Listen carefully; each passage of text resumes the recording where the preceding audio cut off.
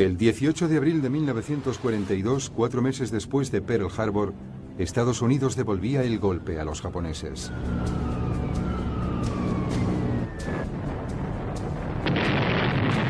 Bombarderos norteamericanos volando bajo sobre Tokio lanzaron bombas sobre la ciudad, cerca del Palacio Imperial. Otras incursiones aéreas bombardearon Yokohama, Kobe y Nagoya. Estos ataques, autorizados por el propio presidente Roosevelt, fueron extremadamente temerarios. Los bombarderos norteamericanos Mitchell B-25 no habían sido diseñados para despegar desde los portaaviones. A duras penas conseguían moverse y despegar pesadamente de la cubierta del portaaviones USS Hornet, situado a 1127 kilómetros de distancia de la capital japonesa.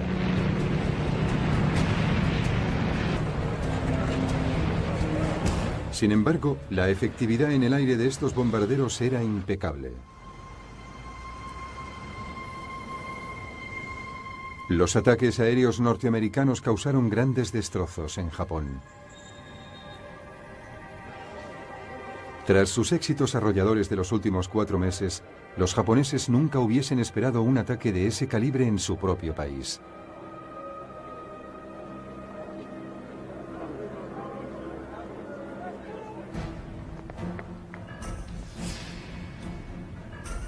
Los estrategas militares de Japón decidieron en aquel momento ampliar las líneas defensivas del país.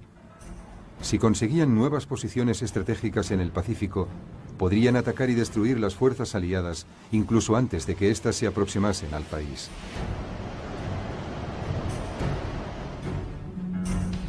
Japón controlaba Hong Kong, la península de Malasia y las islas Filipinas.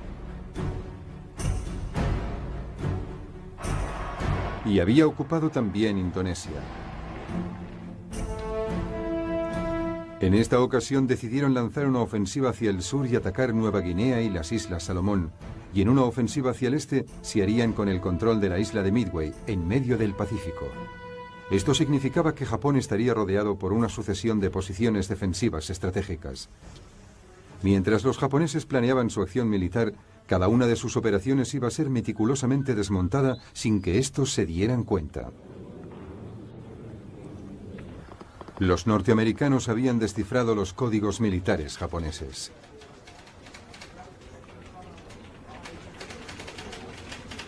En la primavera de 1942, el equipo de desciframiento de códigos de la Armada norteamericana en Hawái había conseguido leer tantos mensajes secretos que podía proporcionar una información detallada de los planes japoneses. Según esto, el comandante en jefe norteamericano en la zona, el almirante Chester Nimitz, conocía los detalles y las fechas elegidas por los japoneses para la invasión de las Islas Salomón y Nueva Guinea. Si esta invasión tenía éxito, Australia quedaría aislada de sus aliados. Un bombardeo aéreo de los japoneses sobre la isla Darwin había causado el pánico generalizado ante la posible invasión.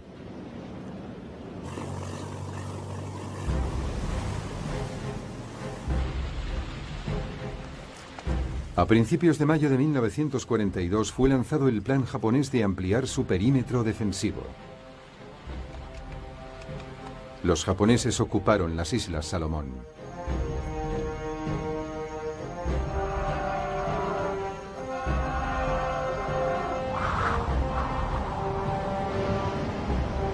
Dos días después, los portaaviones japoneses entraban en el Mar del Coral y se preparaban para el principal asalto a Nueva Guinea.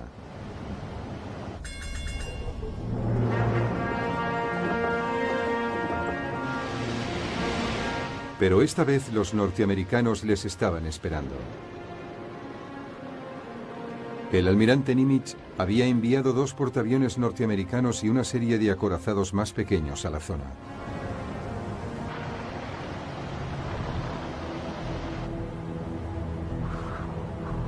Durante 2 días, las flotas rivales se buscaron la una a la otra.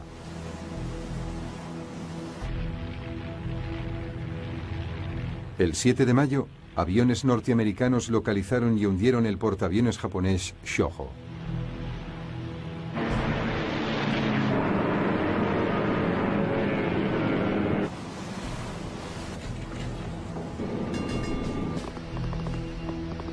La batalla del Mar del Coral había empezado.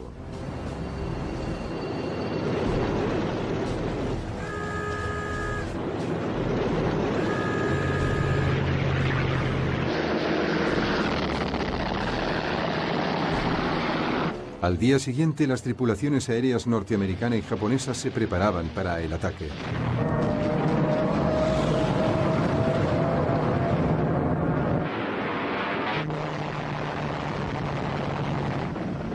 Al principio, el portaaviones norteamericano Yorktown consiguió evitar los torpedos japoneses.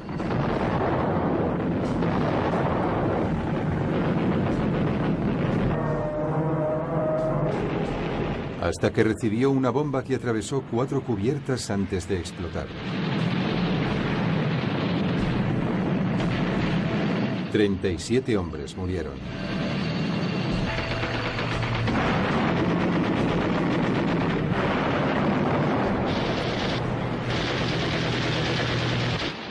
El Lexington, otro portaaviones norteamericano más grande y menos maniobrable, también recibió varias bombas y 2 torpedos.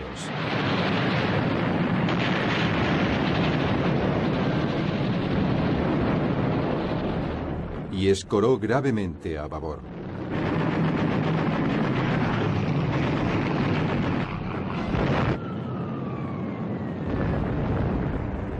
Al mismo tiempo, los norteamericanos respondieron atacando al portaaviones japonés Shokaku.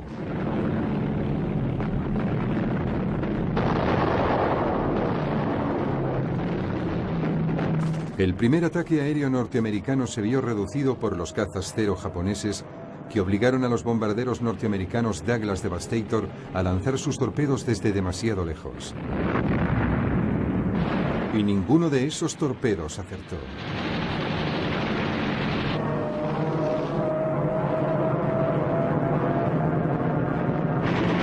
Una segunda oleada de bombarderos en picado norteamericanos dio en el blanco.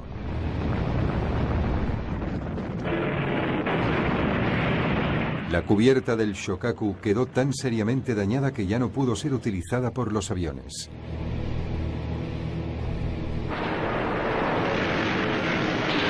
Dos días después, ambas fuerzas se retiraban.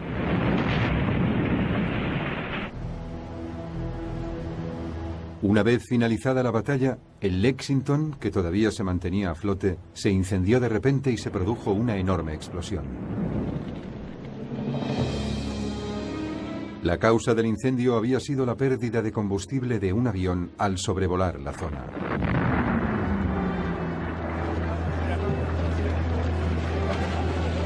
...215 hombres murieron y el resto de un total de 3.000 que estaban a bordo fueron rescatados.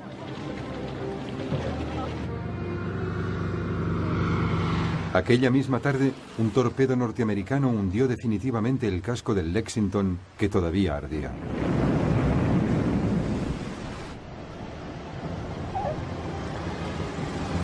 Sobre el papel, la batalla del Mar del Coral había resultado un empate. Cada uno de los bandos había perdido un portaaviones y otro había sido gravemente dañado. Sin embargo, estratégicamente había significado un éxito muy importante para los norteamericanos.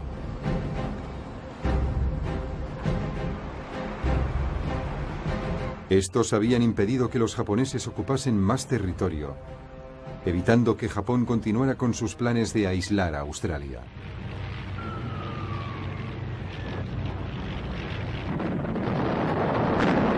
La batalla del Mar del Coral marcaría una nueva era en la táctica naval. Fue la primera batalla naval en la que los navíos enfrentados no habían tenido ningún contacto visual. Los ataques aéreos se habían llevado a cabo desde aviones que despegaban directamente de portaaviones.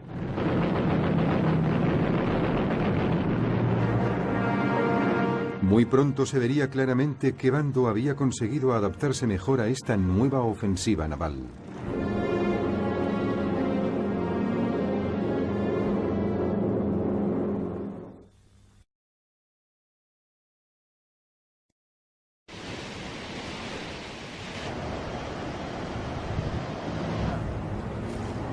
A mediados de 1942, norteamericanos y japoneses se hallaban en punto muerto. Los japoneses necesitaban una victoria rápida si no querían que los potentes recursos norteamericanos acabasen con ellos. Fue entonces, el 12 de mayo de 1942, cuando los descifradores de códigos norteamericanos informaron de los planes de Japón para una nueva ofensiva. Se trataba del llamado Objetivo AF en algún lugar del Pacífico Central. El problema era que los norteamericanos desconocían dónde se encontraba localizado dicho Objetivo AF. Podría tratarse de una referencia a la isla de Midway, cerca de Hawái, un centro de operaciones perfecto para un ataque contra la flota norteamericana de Pearl Harbor. El equipo de desciframiento de códigos sugirió una forma de descubrirlo. La base aérea norteamericana de Midway recibió la orden de enviar un mensaje no codificado informando de problemas en el suministro de agua corriente en la isla. Casi inmediatamente los descifradores de códigos interceptaron una señal japonesa que hacía alusión al objetivo AF, que estaba sufriendo problemas de abastecimiento de agua corriente. Este dato hizo posible que el almirante Chester Nimitz supiera dónde iba a tener lugar el ataque japonés.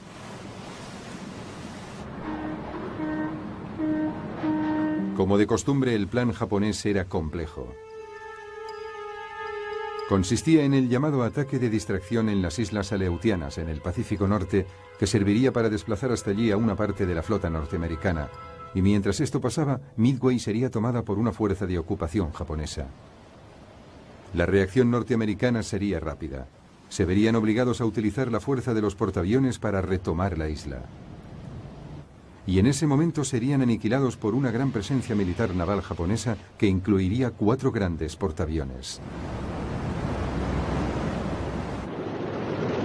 Se trataba del segundo intento japonés de acabar con la Armada norteamericana en el Pacífico en un mismo año.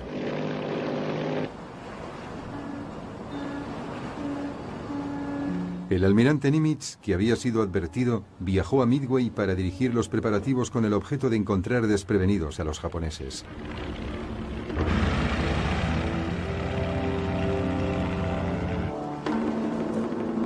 Fue unos días más tarde cuando las fuerzas japonesas lanzaron el esperado ataque de distracción sobre las Islas Aleutianas. Pero el almirante Nimitz no respondió.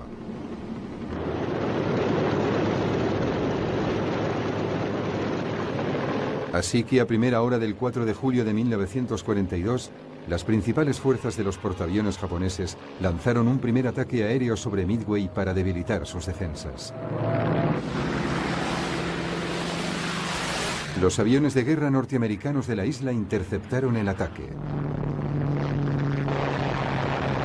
Pero la mayor parte de estos aviones eran anticuados modelos Brewster Buffaloes y fueron fácilmente derribados por los cazas Zero japoneses.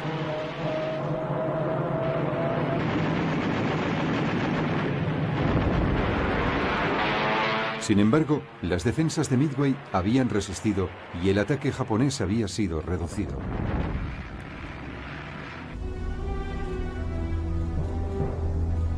En aquel momento, el comandante japonés, el almirante Chuichi Nagumo, tomó una decisión fatídica.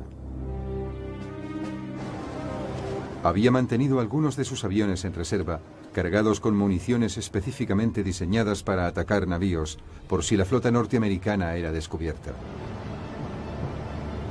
El almirante Nagumo ordenó que esta reserva cambiara su cargamento de torpedos y bombas antiblindaje y recargara bombas de alto poder explosivo y de fragmentación para un segundo ataque aéreo sobre Midway.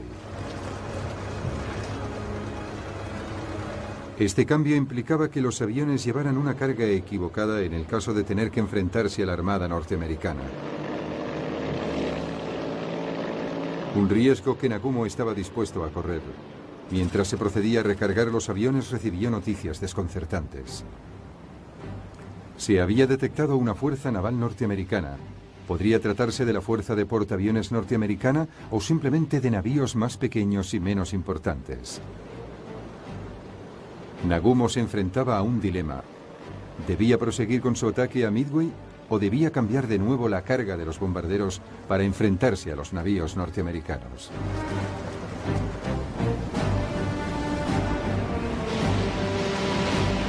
Ante la duda, Nagumo decidió seguir adelante con el segundo ataque a Midway. Su decisión se basaba en confiar que cuando los bombarderos regresaran del ataque, todavía tendría tiempo para recargarlos y hacer frente a los navíos norteamericanos. Y mientras Nagumo evaluaba ventajas y desventajas, los portaaviones japoneses fueron atacados por bombarderos de gran altura norteamericanos. Todos los cazas Cero disponibles habían despegado de urgencia antes de que los bombarderos norteamericanos fuesen repelidos.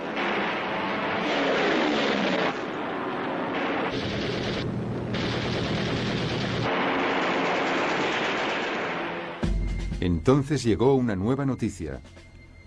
La fuerza norteamericana disponía de portaaviones.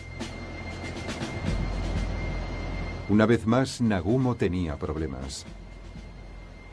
Sus aviones se encontraban en el proceso de recargar para un nuevo ataque a Midway, pero los portaaviones estadounidenses constituían un objetivo de máxima importancia en ese momento. Nagumo se confió a la buena suerte y optó por cambiar el armamento de sus aviones y atacar a los portaaviones norteamericanos, pero mientras hacía esto, sus buques iban a ser una presa fácil.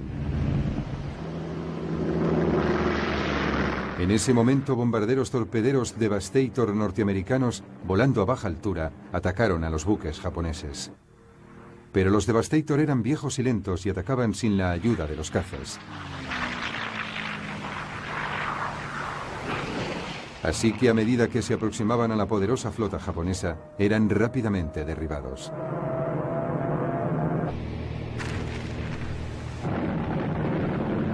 Por un instante pareció que la decisión de Nagumo había sido acertada.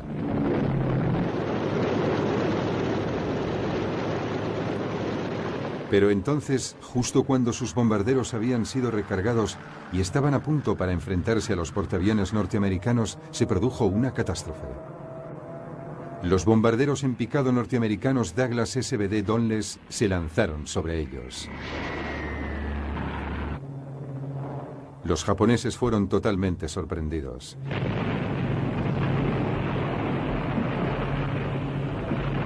Nagumo había tentado a la suerte en demasiadas ocasiones y esta vez se encontraba en manos de las fuerzas estadounidenses. En menos de 5 minutos, los bombarderos en picado norteamericanos habían convertido en despojos humeantes 3 de los más grandes portaaviones japoneses. En poco tiempo, todos ellos acabarían hundidos. Un cuarto portaaviones, el Hiryu, había sido ocultado por una tempestad de lluvia y se preparaba para un contraataque desesperado.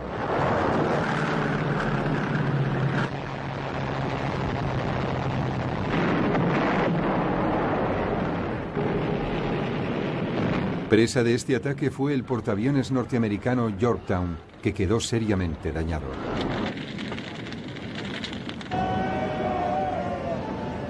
El Yorktown se hundiría unos días más tarde.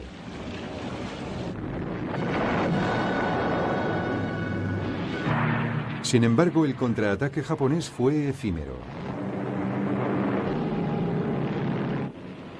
Esa misma tarde, el Hiryu también fue alcanzado y quedó convertido en un espectacular amasijo llameante. En pocas horas, el poderío japonés en el mar había desaparecido. El ataque a la isla de Midway no había servido para nada. Pero al país le había supuesto la pérdida de sus mejores portaaviones y de 332 aviones. Y más de 2000 marineros habían fallecido.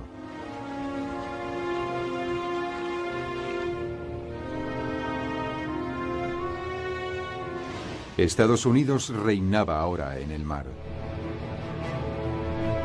A pesar de ello, Japón todavía mantenía su preeminencia en tierra y constituía una fuerza poderosa y amenazadora en el cielo.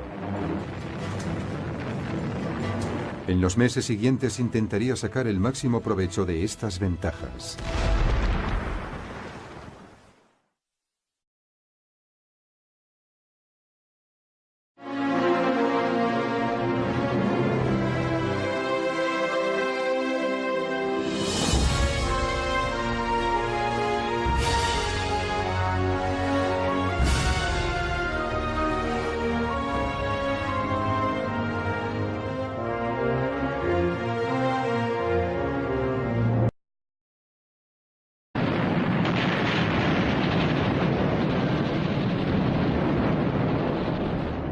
y escoró gravemente a babor.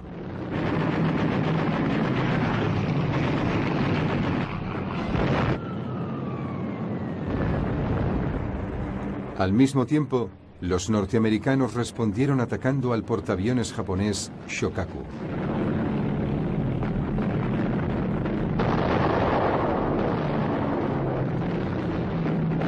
El primer ataque aéreo norteamericano se vio reducido por los cazas cero japoneses, que obligaron a los bombarderos norteamericanos Douglas Devastator a lanzar sus torpedos desde demasiado lejos.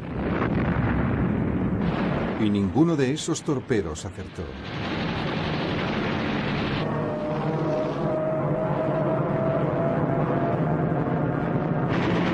Una segunda oleada de bombarderos en picado norteamericanos dio en el blanco.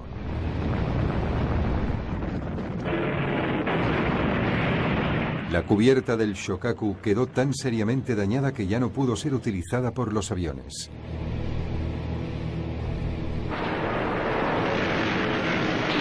Dos días después, ambas fuerzas se retiraban.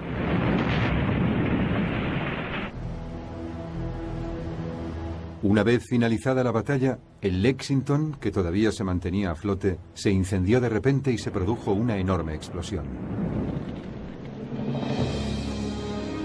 La causa del incendio había sido la pérdida de combustible de un avión al sobrevolar la zona.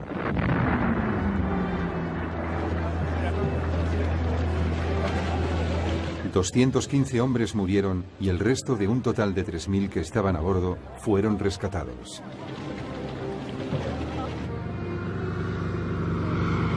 Aquella misma tarde, un torpedo norteamericano hundió definitivamente el casco del Lexington, que todavía ardía.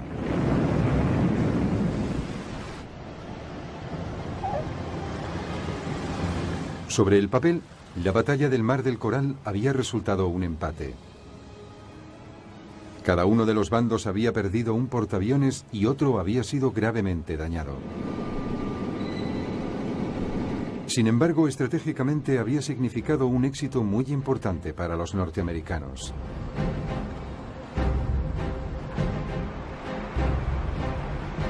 Estos habían impedido que los japoneses ocupasen más territorio, evitando que Japón continuara con sus planes de aislar a Australia.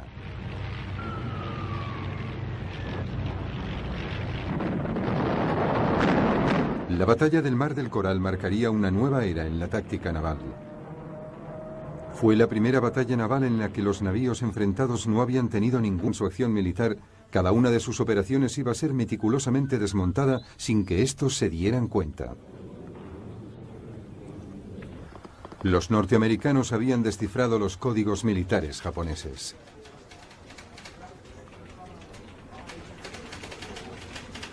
En la primavera de 1942, el equipo de desciframiento de códigos de la Armada norteamericana en Hawái había conseguido leer tantos mensajes secretos que podía proporcionar una información detallada de los planes japoneses.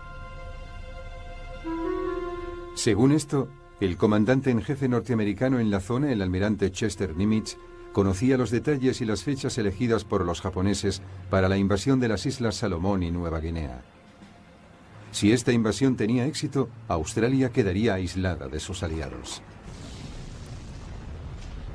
Un bombardeo aéreo de los japoneses sobre la isla Darwin había causado el pánico generalizado ante la posible invasión.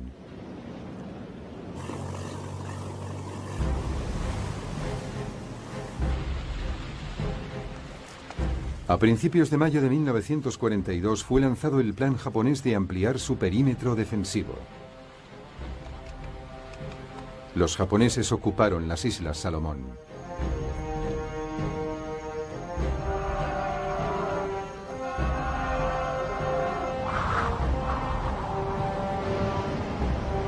Dos días después, los portaaviones japoneses entraban en el Mar del Coral y se preparaban para el principal asalto a Nueva Guinea.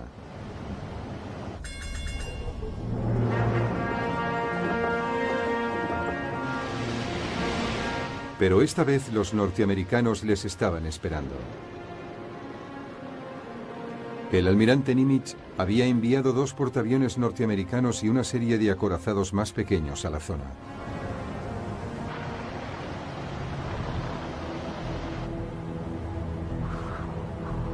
Durante 2 días, las flotas rivales se buscaron la una a la otra.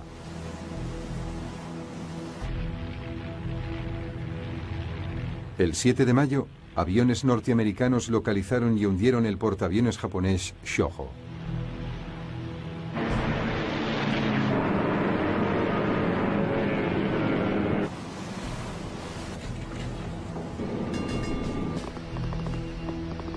La batalla del Mar del Coral había empezado.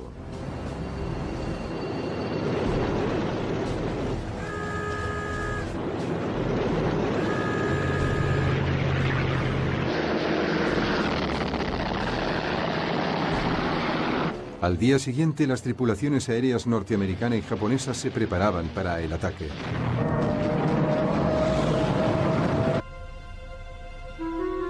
Según esto, el comandante en jefe norteamericano en la zona, el almirante Chester Nimitz, conocía los detalles y las fechas elegidas por los japoneses para la invasión de las Islas Salomón y Nueva Guinea. Si esta invasión tenía éxito, Australia quedaría aislada de sus aliados. Un bombardeo aéreo de los japoneses sobre la isla Darwin había causado el pánico generalizado ante la posible invasión.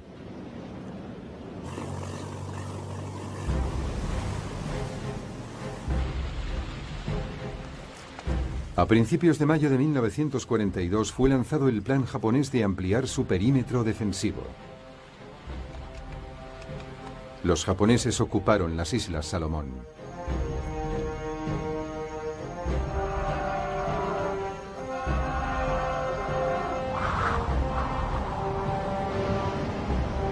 Dos días después, los portaaviones japoneses entraban en el Mar del Coral y se preparaban para el principal asalto a Nueva Guinea.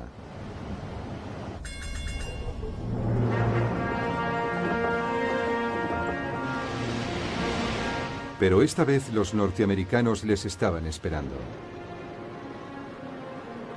El almirante Nimitz había enviado 2 portaaviones norteamericanos y una serie de acorazados más pequeños a la zona.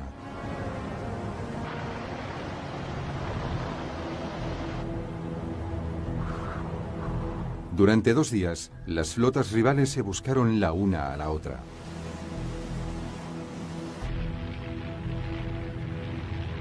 El 7 de mayo, aviones norteamericanos localizaron y hundieron el portaaviones japonés Shōjo.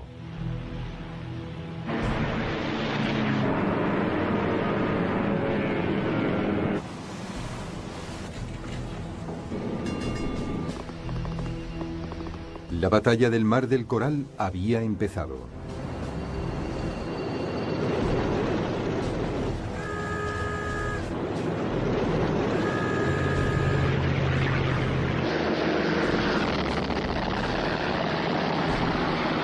Al día siguiente, las tripulaciones aéreas norteamericana y japonesa se preparaban para el ataque.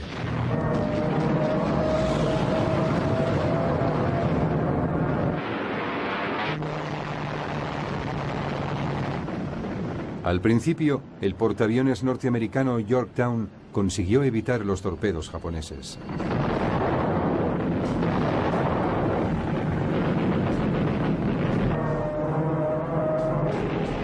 Hasta que recibió una bomba que atravesó 4 cubiertas antes de explotar. 37 hombres murieron cerca del Palacio Imperial. Otras incursiones aéreas bombardearon Yokohama, Kobe y Nagoya. Estos ataques, autorizados por el propio presidente Roosevelt, fueron extremadamente temerarios. Los bombarderos norteamericanos Mitchell B-25 no habían sido diseñados para despegar desde los portaaviones. A duras penas conseguían moverse y despegar pesadamente de la cubierta del portaaviones USS Hornet, situado a 1127 kilómetros de distancia de la capital japonesa.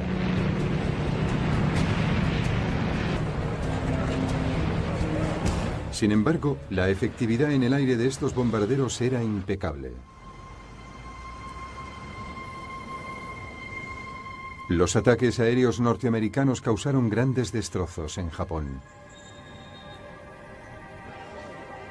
Tras sus éxitos arrolladores de los últimos 4 meses, los japoneses nunca hubiesen esperado un ataque de ese calibre en su propio país.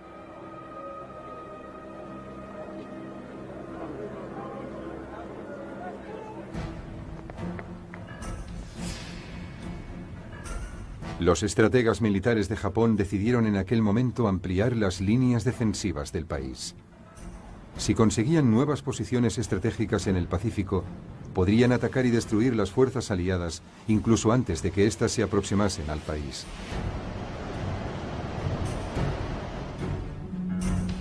Japón controlaba Hong Kong, la península de Malasia y las islas Filipinas. Y había ocupado también Indonesia. En esta ocasión decidieron lanzar una ofensiva hacia el sur y atacar Nueva Guinea y las Islas Salomón, y en una ofensiva hacia el este se harían con el control de la isla de Midway, en medio del Pacífico. Esto significaba que Japón estaría rodeado por una sucesión de posiciones defensivas estratégicas. Mientras los japoneses planeaban su acción militar, cada una de sus operaciones iba a ser meticulosamente desmontada sin que estos se dieran cuenta. Los norteamericanos habían descifrado los códigos militares japoneses.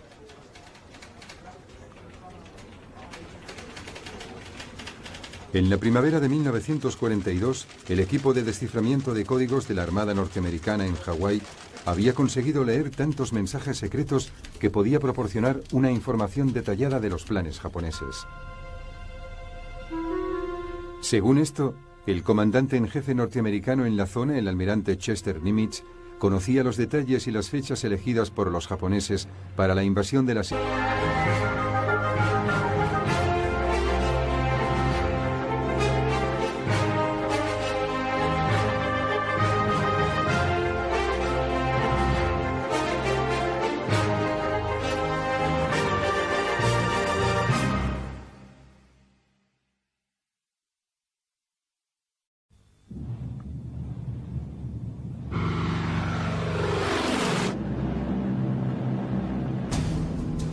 El 18 de abril de 1942, 4 meses después de Pearl Harbor, Estados Unidos devolvía el golpe a los japoneses.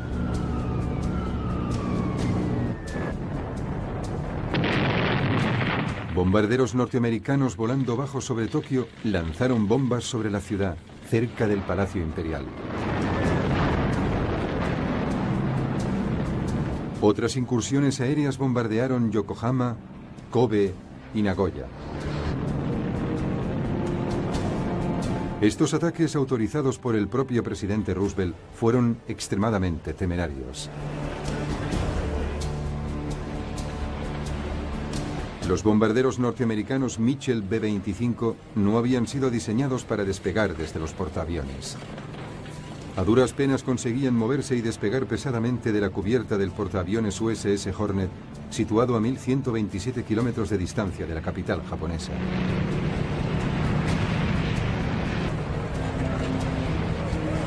Sin embargo, la efectividad en el aire de estos bombarderos era impecable. Los ataques aéreos norteamericanos causaron grandes destrozos en Japón. Tras sus éxitos arrolladores de los últimos 4 meses, los japoneses nunca hubiesen esperado un ataque de ese calibre en su propio país.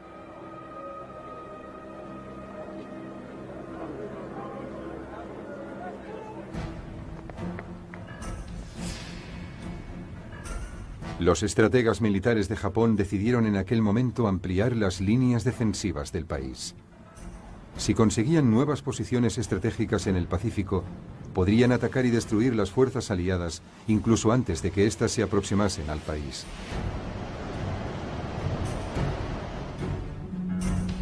Japón controlaba Hong Kong, la península de Malasia y las islas Filipinas. Y había ocupado también Indonesia. En esta ocasión decidieron lanzar una ofensiva hacia el sur y atacar Nueva Guinea y las Islas Salomón, y en una ofensiva hacia el este se harían con el control de la isla de Midway, en medio del Pacífico. Esto significaba que Japón estaría rodeado por una